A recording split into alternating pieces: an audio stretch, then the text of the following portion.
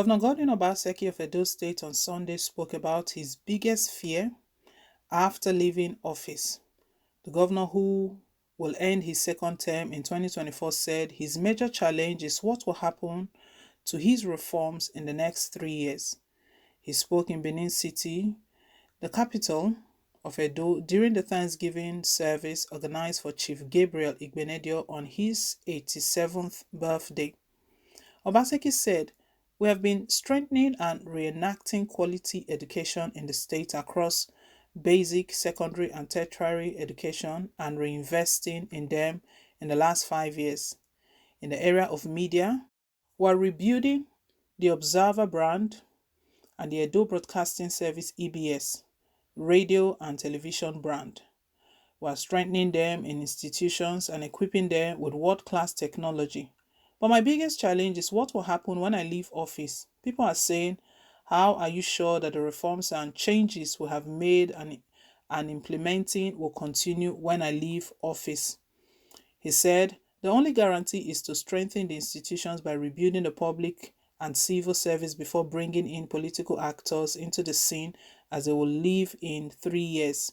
He said, "But the structures and institutions that we are building will certainly remain and continue to sustain our developmental strides." He said the state government has recruited 300 civil and public servants, saying the administration will employ 2,000 in the next 3 years to strengthen the service and provide services to the people. He said the state commissioners will not be able to do anything if the civil service is not functioning properly. Obaseki described Chief Igbenedio as a generational gift to the state, Nigeria, Africa, and the world at large. We thank God for the life of our father, Chief Igbenedio, as he celebrates his 87th birthday. He's a generational gift. He has seen and done it all. We thank God for his life of giving, hard work, and generosity, he said. Earlier in his homily, Archbishop of Metropolitan See of Benin, Most Reverend Augustine Obiora Akumbueze said, "A Sama of Benin Kingdom, Chief Igbenedio has lived his life for others, ensuring that he spread happiness." Governor Godwin Obaseki has spoken about his fears, his concerns, what will happen. We know the clock is already ticking. Just last year, it was how he was going to get his mandate, get on board for his second term, complete his second tenure, while attacks and different challenges he faced, and how Adams Oshomole tried that he will not return on a second term. That was where that slogan came from, that Edo is not Lagos, because at that time he was being compared, the scenario playing at that time was being compared to the one that happened to Akinwumi, former Lagos State Governor, Ambode Akinwumi, how he fell out with his then godfather, Bola Tinubu, and how Tinubu fought tooth and nail to ensure that he doesn't return on a second term. That was what Adams Oshomole was doing as at that time. So right now, we've gone past that one. That is not even his concern or fears. He's crossed that hurdle. What he's talking about right now is, like he said yesterday, that his biggest fear after leaving office is what will become of Edo State. It's quite interesting. It's really, really interesting to know that he's thinking about the state. Some politicians, what they do is that all that concerns them is all they can loot and get away with. And by the time they are out of office, whatever is happening to the state, whether it's crumbling or it's collapsing, it's none of their business. All personal interest. So I think it's quite commendable for the governor to be speaking about his concerns, and all of the things he's been putting in place, all of the initiatives. He talked about what he's been doing to the media, rebuilding of the Observer brand and the Edo Broadcasting Service, EBS, radio, and the television brand.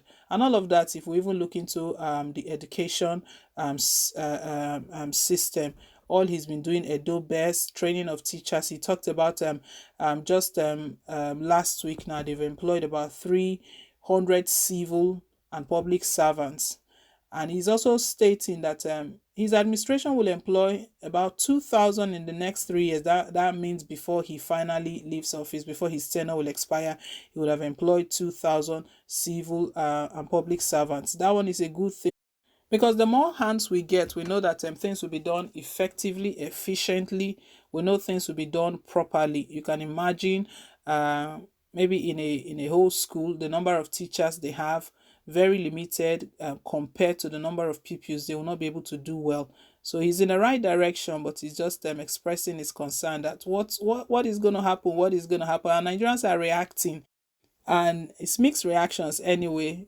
Before now, the ESAN agenda has been something that has been popping up, stating that after Obaseki leaves, there is now time for ESAN. The other regions, other areas in Edo State have had a share in ruling the state, from Adams to Shomole to Osarime. Professor Osarime, his time was just a very short while, and to Governor Gordon Obaseki, Lucky Benedio, all of them that is ESA that has not really gotten. So someone is stating here that handover to ESA is godfatherism or imposition. Will fight against it because that was what Obaseki said he's fighting against.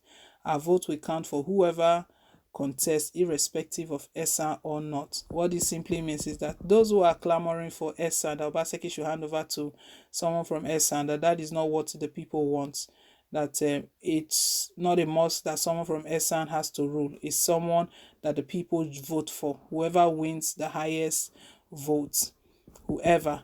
So they are just reacting differently. Some persons are stating that he shouldn't worry about anything. He should just ensure that he's laid the right foundation that it will follow. But we know very well that one major issue we're having in this country is continuity, that of continuity. We've seen instances where one leadership steps aside and a new leadership comes up. They forget about all of the old initiatives. They start their own, and before they know it, their time has elapsed. They are out, and most of the time they don't complete what they started. So there was one there that they met, they did not complete. They started their own and left it halfway.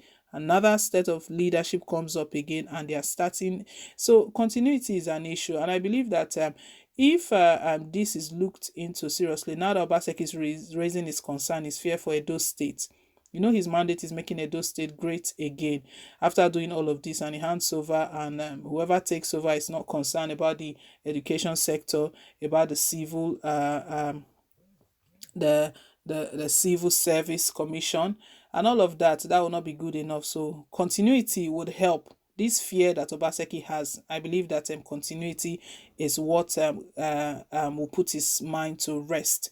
Well, guys, let's hear your own take down below in the comment section. Thank you once again for staying tuned. Please don't forget to like, share, and to subscribe till I come your way again with more updates. Bye.